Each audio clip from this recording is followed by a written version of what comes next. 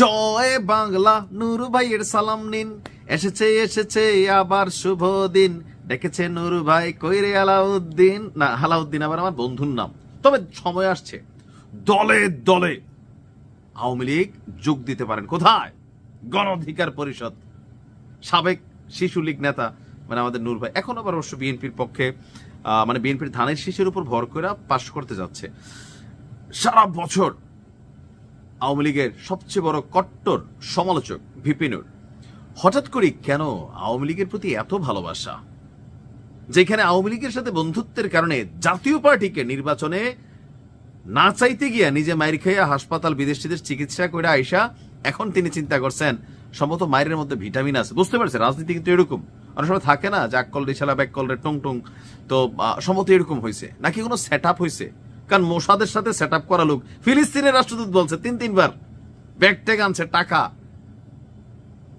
মানে এখন কি চলতেছে আসলে ভিপি নূরের মনে? আচ্ছা, ঘটনার প্রেক্ষাপট কি? পটুয়াখালীর 3 আসনে গতকালকে একটা প্রোগ্রাম ছিল। সেখানে আওয়ামী লীগের সাধারণ ভোটার এবং কর্মী সমর্থকরা এবং সংখ্যালঘুরা তাদের নিরাপদ আশ্রয়স্থল হিসাবে গণ অধিকার পরিষদকে বেছে নেবে বলে মন্তব্য করেছেন ভিপি নুরুল হক নূর সাবেক।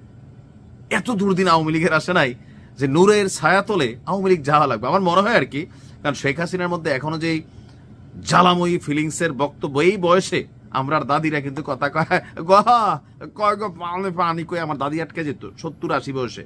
আপনি শেখ হাসিনার বয়সে এখনো শুনছেন যে কারে কি করবে, বাইচা বাইচা চুনচুনকে রাখতেছে, মানে বডি ল্যাঙ্গুয়েজটা আলাদা। আচ্ছা, এখন ভিপি নূর মনে করতেছেন আওয়ামী লীগ এই মুহূর্তে একটা মাইনাস অবস্থানে আছে। সো এই গণ অধিকার পরিষদ যে নিজে বিএনপির উপর ভর করে এমপির টিকিট খোঁজে, তো সেই গণ অধিকার পরিষদ যেখানে লাশেদ দল থেকে পদত্যাগ করে ফেলছে, এই দলের মধ্যে নাকি মানে নিরাপদ আশ্রয়স্থল খুঁজে নেবে, এমনকি আরো কনফিডেন্স। কোনটা?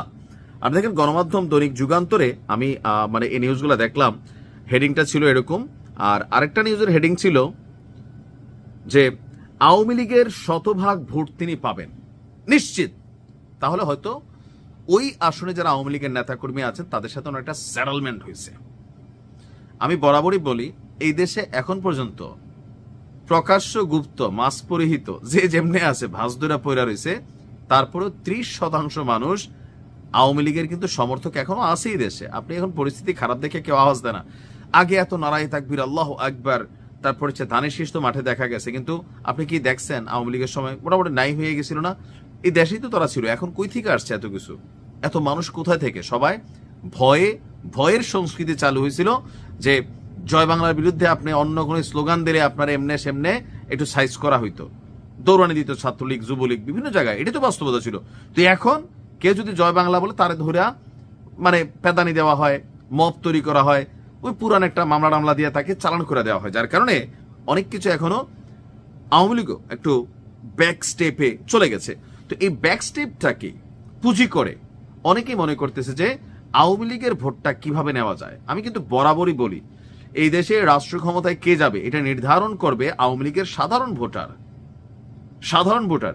বিএনপি জামাত তাদের নিজের ভোট দিয়া এককভাবে ক্ষমতায় যেতে পারবে না যদি আওয়ামী লীগ বেইকা বসে। তো শেখ হাসিনা পলাতক, বাকিরা পলাতক, কিন্তু আওয়ামী লীগের ভোটাররা তো এই দেশে রয়ে গেছে।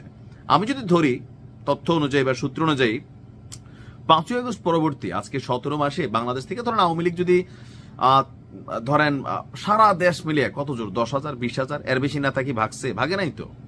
অ্যারেস্ট হয়েছে অনেকে, মামলা জামিনও পাইছে, আবার অনেকে জেলেও আছে, দেশে আছে। এমনকি প্রত্যেকত ভোটার যারা বিদেশে আছে তারা ভোটার না, তারা তো বিদেশ থেকে পোস্টাল ব্যালটে ভোট মারতে পারে ভিপি নুরুল হক নূরকে।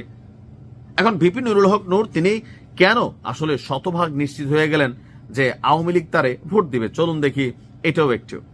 তো তিনি মনে করতেছেন যে আওয়ামী লীগের আমলে তার ফুফুর বাড়িতে ঈদের দাওয়াতে গেলে সে সময় আওয়ামী লীগ এবং কি সহযোগী সংগঠনের নেতাকর্মীরা তার উপরে হামলা করছিলেন, কিন্তু উদারতা এটা আছে, এটা সত্যি। আমি এটাকে প্রশংসনীয় মনে করি যে তিনি এই কাজটা করছেন।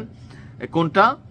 যে হাজিরহাট লঞ্চঘাট এলাকায় ঢাকা যাওয়ার সময় তাকে বাধা দেওয়া হয়েছিল, কিন্তু জুলাইয়ের পর চাইলে ভিপি নুরুল হক নূর এ সকল বিষয়ে মামলা করতে পারতেন, তবে তিনি তা করেননি।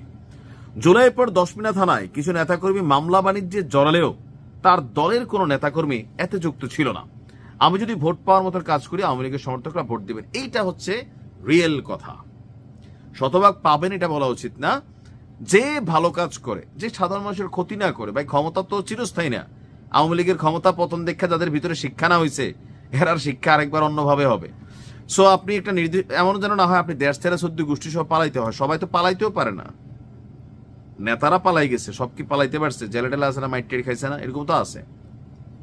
সো আপনি ক্ষমতায় গেলে আপনার কর্ম দিয়ে আপনাকে আগামী দিনে কিভাবে আপনি এলাকায় থাকতে পারবেন, ক্ষমতা থেকে সরে গেলেও সেই কর্ম সুনিশ্চিত করা জরুরি। রাজনীতি মানে জনসেবা, পকেট সেবা না। তবে ভিপি নুরুল হক নূরের এমন বক্তব্যে পজিটিভ আলোচনাও আছে, নেগেটিভ আলোচনাও আছে, সমালোচনাও আছে, প্রশংসাও আছে। তবে ভিপি নূর বরাবরই খুব কৌশলবাদী ক্যারেক্টার, আর ইসরায়েলের সাথে খুবই ভালো সম্পর্ক আছে, টাকা পয়সা ভালোই আছে। নিচে মানে কিন্তু আমার কথা না, গণমাধ্যমের কথা। আমি মনে করি ভিপি নূরের এই বিষয়টাকে একটু পরিষ্কার করা দরকার। রেজা কিবরিয়া যে অভিযোগ আনছে। ভালো থাকুন।